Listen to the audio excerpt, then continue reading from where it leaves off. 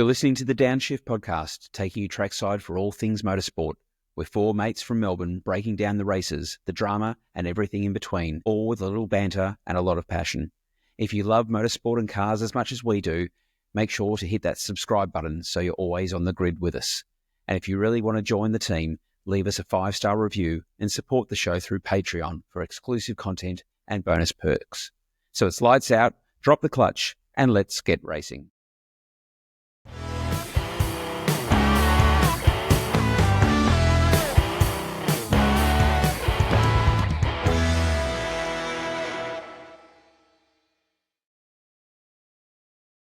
Okay, and welcome to the Downshift, as we've got a lot to unpack as we're going to be reviewing the Australian Formula One Grand Prix. To kick things off, boys, how about we talk about the weather? I'm not sure about you guys, but I finally got warm again. I believe it only took 2 hot showers, some Ugg boots, and about 4 blankets. But other than that, I'm fine now. But last night, geez, it was cold. It was a bit fresh, wasn't it? Yeah. As you can tell from the photo that we're just posting up here, you see all of us rugged up there in our ponchos and umbrellas. Cold, wet, but not looking miserable, thankfully. And that's only because you'd only just arrived at the circuit, surely. I was comfortable at home. I made the smart decision many months ago and decided I wouldn't go. So I had my coffee and I was watching it on the big screen. The coverage was good and I got to look at all the cars parked on the grid not racing for most of the morning. So I think that was one of the stories. Unfortunately, we didn't get that much racing from the Supercars or Formula 2, but at least we got a good race with Formula 1. As we look at it in regards to, we saw that for race 7 of the V8 Supercars, that was cancelled due to bad weather. We watched them do a few laps under safety car, same with the Formula 2s and a few laps under safety car as well. But then thankfully it stopped raining and long enough for it to dry out enough for the F1s to be able to get out onto the track. And when they did, my goodness, what a race. Yep, it was a good race for McLaren to finally show their dominance that they displayed in winter testing, but also a lot of carnage. And I think one of the things we wanted to talk about today was struggles from some of the rookies, and 1 or 2 drove well and a bit of a standout, I think. But the other guys certainly had some dramas. I think you were talking about Isaac Hadjar, Daniel, who did less laps than you did.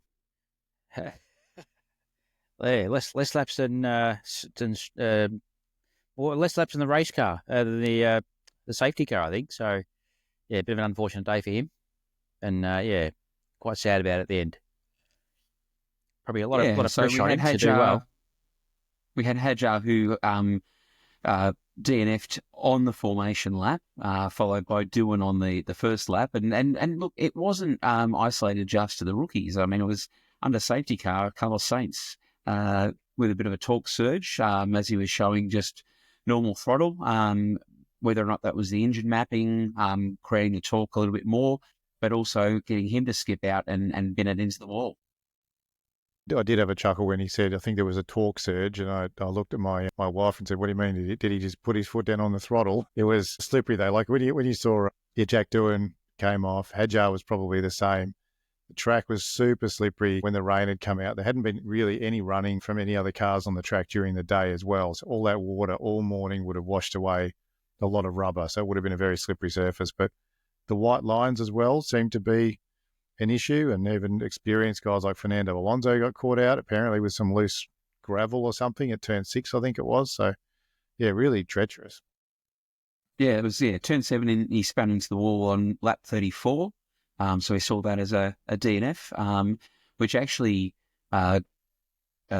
enacted a bit of a pit stop change for everyone. So we saw a number of the teams going on to hard tyres and medium tyres. I think that was, as I look at it with McLaren, one of probably the mistakes that they made around going on to the hard tyres, with Verstappen going on to the mediums, which looked to help them out when we had that very nervous spin between both Lando, Oscar, and Max in between it. Yeah, it looked like the McLarens were going to do it easy, and then that rain came down at the end, and I felt sorry for Oscar. Like, he drove such a good race all race, I think. And one of the stories of yesterday was the McLaren's performance. They really did dominate. Max couldn't keep up in the Red Bull. Like, I think he extracted everything he could out of that car, but in the post-race interview, I think he said that the McLarens just looked after the tyre that much better. And once they sort of skipped away, he dropped back. I think he was 8 or 10 seconds behind them after not too many laps. But yeah, they nearly both threw it away, Lando and Oscar, in the last little sector there, in the last few corners. And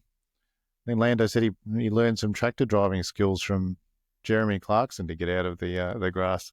Lando went wide and Oscar followed him, I think, but just went a bit wider and was in a really bad state trying to correct that on the way out. But it nearly took Max on the way out through, I think, when he came through. And credit where credit's due. I mean, if you look in regards to Oscar, a number of drivers going into the grass like that would have just thrown their hands up, got out of the car, walked away, and again caused a safety car. But Oscar's stopped, thought it through, and he's put it into reverse, slowly backed that out until he got onto the tarmac, and then was able to recover. And I mean, after dropping back to 14th position, then edged it back up to be able to end up finishing in the points in 9th, and an absolutely amazing overtake on Lewis Hamilton. Ballsy is probably the words for it. The trust between knowing that Hamilton was going to do the right thing and then give him that little bit of space, but it was a very aggressive overtake to allow him to take that position.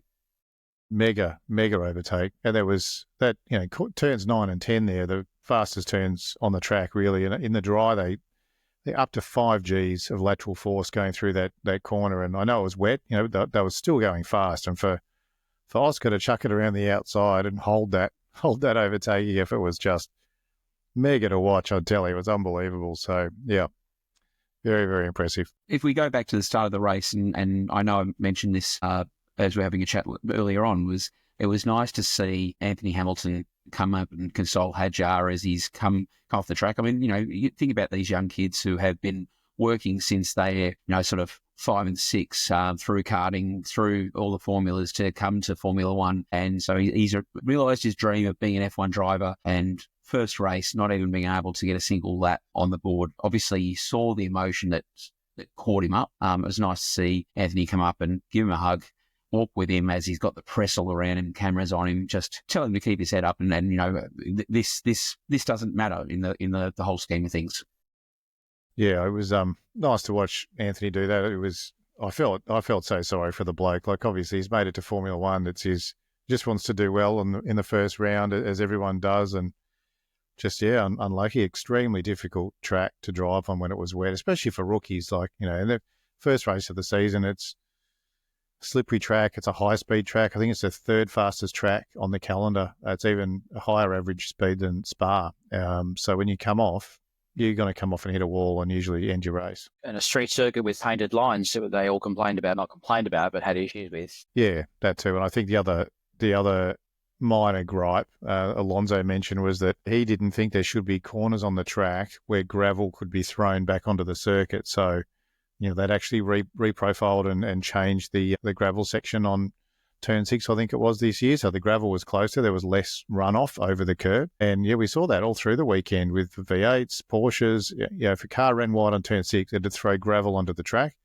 And it's a dangerous corner on high speed anyway. But once you get gravel on there, it just makes it worse. And there was a lot of cars going off at 6. Like, it seemed to be happening a lot, not just in the F1, but the V8s and Formula, the 2 and 3 were doing it too. There was a lot of incidents at that. And not necessarily incidents, but they were just seemed like they were just missing is the wrong word, but they were just going out there a bit. When you go around the circuit, you're coming down towards that corner.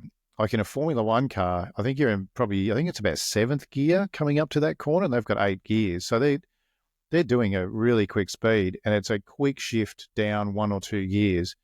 And it's sort of a blind corner because when you turn right, you can't actually see the exit until you're nearly around the corner. And because it's such a long straight afterwards, there's a lot of pressure on drivers to get the best exit possible. So they're chucking the car in, nearly blind corner, high speed, trying to maximise it. So that's where they're going to push the limits and pull gravel onto the track occasionally. But in saying that, some of the more experienced guys like Alonso had his accident at turn 6. Sainz, like you said, had that torque surge. There was some attrition during the race, but the good thing about the weather is it also randomises things a bit too. So we had some really good top 10 results from some teams we didn't really expect to see up there. And really, to your point there, I mean, this is just world turned upside down. If we go and look at the actual championship points, we've got as we look at it, we've got Aston Martin and Kick Sauber ahead of Ferrari in the Constructors' Championship already. Something which I think put Kick none Sauber of us... in my fantasy team, so there we go. Yeah. That explains why he scored so well, Lachlan. Yeah, certainly randomised it a bit, but, there were also, I think the other standout was Williams. They played down their pre-season testing performance, but once that car got on track, it held position. They did really well. They were nearly, they're fifth in the end, I think they were, nearly fourth. So outstanding drive from Albon. It was disappointing that Sainz didn't stay on track. I was really keen to see what he was going to do in that car. But yeah, I mean, he was looking good in testing as well, and I think the two of those guys together are like a really strong pairing. So just makes me even more excited to see what Shanghai is going to be like next week. That's the thing, isn't it? It's the pairing, because you look at what happened with Max and Lawson, who didn't really contribute a lot to the Red Bull's day. I mean, first day out or first trip out, not a great result, but there'll be more to come from that. But yeah, really shows that you need both drivers to be sort of at the pointy end to consolidate your points. Well, for the constructors specifically, yeah. And I think of all the drivers, if you had to name the driver that probably had the worst weekend, I would think it'd be Lawson, because obviously Hadjar didn't even get a chance to do laps and prove himself against Yuki. We don't know where he would have ended up, but Lawson, although he didn't have much running during the last practice session, they had a turbo issue, didn't get it together in qualifying. He had to do it over one lap, made multiple mistakes over that lap, admitted that he, tried too hard. And in the race, just looking at the timing, like halfway through the race, he was probably a good 2 seconds a lap slower than Max. Like he was just not even close at all. So shocker of a weekend for Liam. I really hope he can reset and improve a bit for Shanghai. Doohan, for example, they actually said Doohan's testing time was actually better than his teammate. So if you put that on there and go, potentially he might have actually had a better run than his teammate over the weekend. Obviously, didn't get the chance to. Be interesting to see how the two of those go in Shanghai next week. Yeah, well, Doohan was ahead of Gasly for the first two practice sessions and got very close in qualifying. So I think Alpine would be happy with the performance of the car and happy with both of their drivers, especially given one's a rookie. Yeah, I mean, look, I'd love to see how Hadjar goes next weekend. And while we're talking about rookies, I think the other one that we need to talk about is Antonelli. He did really well, didn't he? Like, yeah, pretty average good weekend. Result, first trip out in Mercedes. He was fourth, and where was George? George is third. Third. Okay, yep. Oh, that's right, because Piastri dropped down, yeah. But I think Antonelli, I mean, he made a minor mistake. He was probably lucky to get away with a little spin. I think it was turn 4 or 5, but back on track, got it done.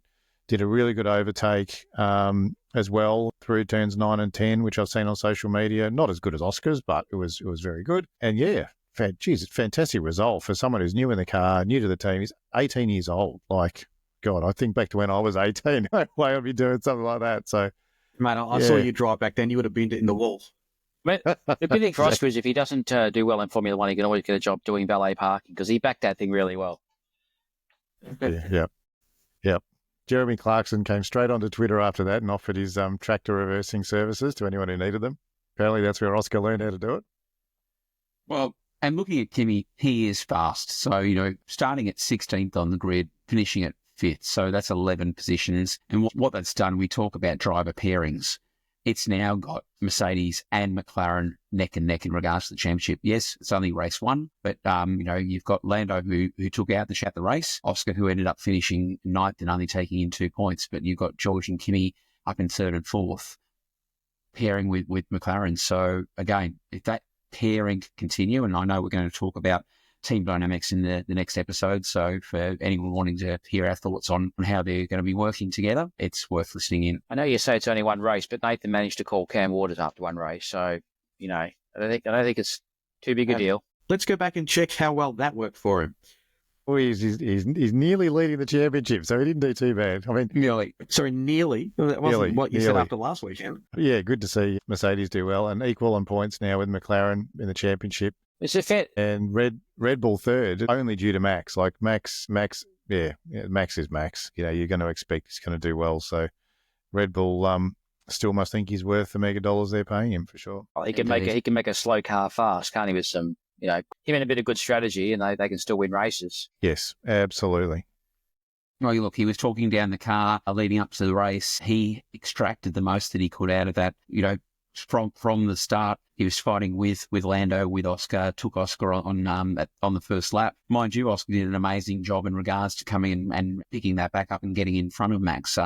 Again, just really great racing. So we had a race of two halves. You had the race where it was just giving us everything we wanted in a Formula One race. And then we had a race in which, we're sitting under the safety car for a minimum of 7 laps. So when it was good, it was good. And when it wasn't, it wasn't. So.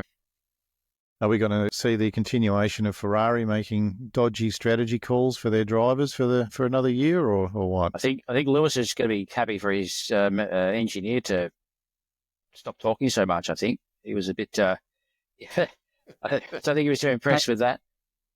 There's water in the car. To have both Ferrari drivers finish the race, and Leclerc and Hamilton are two highly rated drivers, and for that team, who did so well last year, to finish with 5 points after that first race, I think they'd be very, very disappointed with that. And Hamilton, he was saying that their car was very tricky to drive. It just wanted to hit a wall every lap. He was just trying to keep it on track. Hamilton's requested an alteration to his steering wheel. He wants a mute button. I'm sure we can cover that in some discussions about team dynamics next episode. Absolutely. Lachlan, I heard you say, and it's an addition I'd like to put to the podcast where we actually think about radio messages, which really sort of tickled our fancy through the event. For me, I just like the one where they said, I think it's water. I can't remember which was. What else he said? He goes, which one that was exactly, but is there a leak? Yeah, well, why do you think that there's water? There's water in my seat. It must be the water. It must be the water. That's in the running for best radio message of the year, and it's only halfway through round one. Yeah, fantastic. There you go. There's a DownShift award for the end of the year. We'll pick the best radio message for the year. We've got a clear winner at the moment, so we're all good to start with. Indeed. So, well, look, with that, what we're going to do is we're going to take a quick break. After we come back, we'll start to talk about the V8 Supercars and the races that we had over the weekend. We'll be back with you in just a few moments.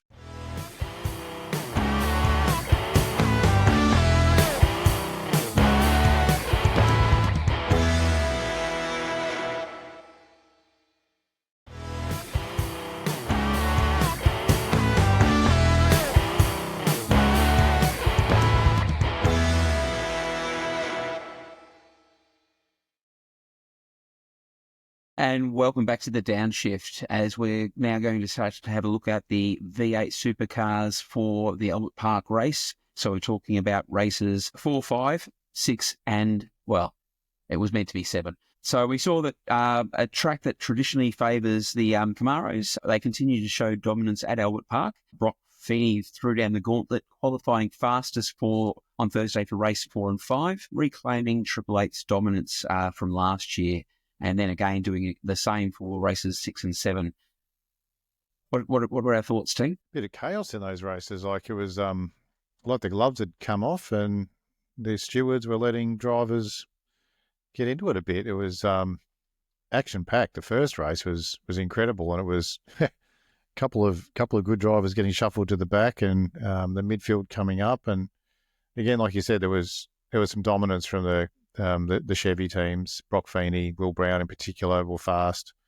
And the other highlight was, like you said, was Cameron Hill and Nick Percat had great speed from Matt Stone Racing. So Percat won last year as well.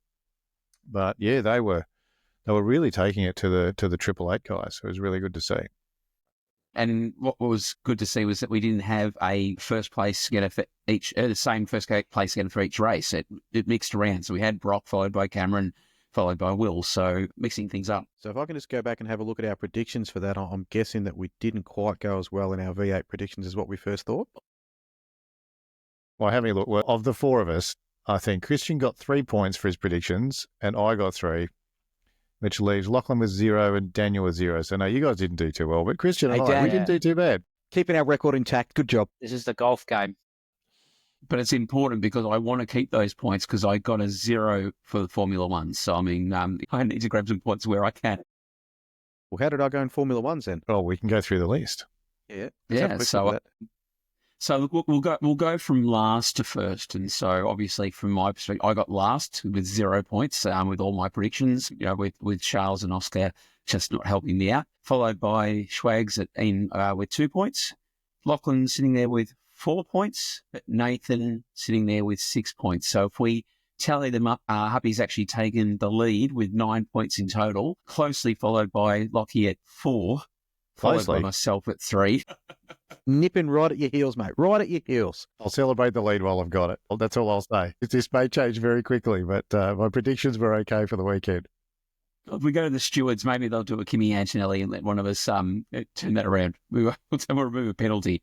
I don't think 1 point will help us either way. So yeah, look, it would have been a lot harder to pick results on the Sunday for the supercars for sure because of the wet weather. So spewing they didn't get to race. I know it was pretty wet, but I think the other concern the teams had was that they've got to get cars into containers to get them shipped off to New Zealand for the next round in a couple of days' time. So I think most of the team owners were happy that they didn't have a box full of parts to load up and take home. They just wanted nice, clean cars. Well, to be fair, when we were there, the spray that they were kicking up just on those formation laps was enormous. And then the F3s when we were there as well, the spray that they were kicking up, you could feel it 20, 30 metres off the track when the wind was blowing. They'd come past and you'd just be showered with it. So, I mean, it really wasn't just feasible. A rooster tail of spray. It's incredible, yeah. And watching them down the track, the car following them, they just had a wall of water. They couldn't see anything. So it really wasn't safe for them to race. No. I mean, look, fans would have loved to have seen it, but I think even when I was watching on telly when the F1s came out of the pits, even at a slow pace, after 2 or 3 cars had come out of the pit exit, you couldn't see the pits at all. There was just so much spray and water. It was incredible. But yeah, good round for the V8s. It was good to see Will Brown getting back up there and had some good steady results for all 3 races that he drove in, didn't go backwards, made smart moves, and now he leads the championship. Only marginally, I think, at the moment. But, I think Cam Waters is sitting in second from memory. I thought he'd taken out the whole championship. Well, it's only round 2, mate. So and he's only 7 points behind. I'm sure we're going to get to some more tracks that might suit the Ford. But you called it when it was only round 1. Yeah, it was unfortunately it was too wet to present him the trophy on Sunday. Otherwise, we were going to stand up there and give it to him, I thought. So yeah. Again, we saw Brock Feeney got a couple of pole positions. I think Brock's just got Will's measure over 1 lap for quali, just not by a lot, but Will Brown's racing, his racecraft just got in there and he just maximised a points haul. So it was a really, really good performance. And really great to see Cameron Hill take his first win for his career, so since starting last year. So it's great for Cameron, but also great for Matt Stone Racing at the same time. So that was a really nice win for him there, putting him in 4th position for the championship so far. Yeah, and good team result. I think in race 3, Percat was behind Cam Hill. Could have had a lunge at him in one corner, but decided that would have compromised both of them. So he just held station and, they just drove well as a team and got a great team result. Awesome for the team and great for Cam. He's obviously a fast driver and in the right car can get the job done. So it was really good to see. Ironic that he held back and didn't try and take his teammate out, whereas some of the other F1 teams run a different strategy to that.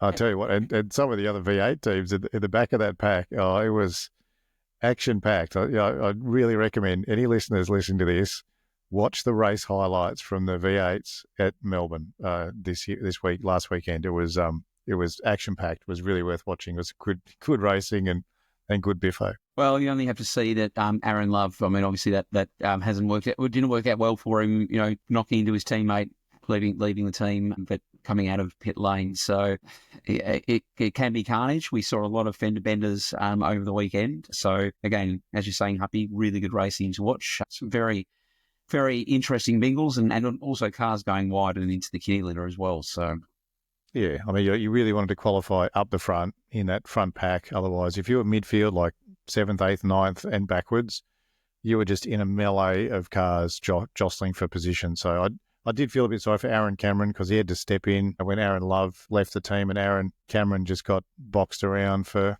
a couple of days there in the supercars, so it wasn't the most gentle initiation for him. But I think with any rookie in that series, like you have to earn respect, and the senior drivers will run all over you and push you wide and not give you the respect you want. So you really have to sort of force your way into that series, I think. Indeed. Any other thoughts, team, before we wrap up the review of the V8 Supercars? Next race, let's go. Well, speaking of, so we've got the next race being the 11th to the 13th of April at Taupo in Aotearoa. So for New Zealand, races 8, 9 and 10. So we'll be doing a bit of a review just before that. But that wraps up this episode of the Downshift. Join us on Thursday as we go and have a look at the preview of the Formula One for China, and then also do our predictions for pole, third, second and first, and then start to talk about some of the team dynamics that we're seeing forming, given that we're now into the new season. So until then, this has been the Downshift.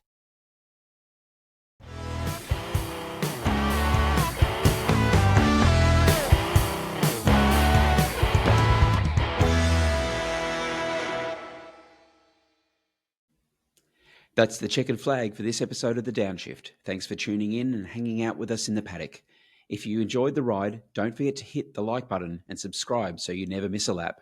And hey, if we've earned it, drop us a 5-star review. It really helps us climb the grid and reach more motorsport fans. Want to take it to the next level? Join the Downshift pit crew by supporting us through Patreon. You'll get exclusive content and help fuel the show to keep us pushing flat out every week. Until next time, keep it fast, keep it fun, and we'll catch you on the next lap.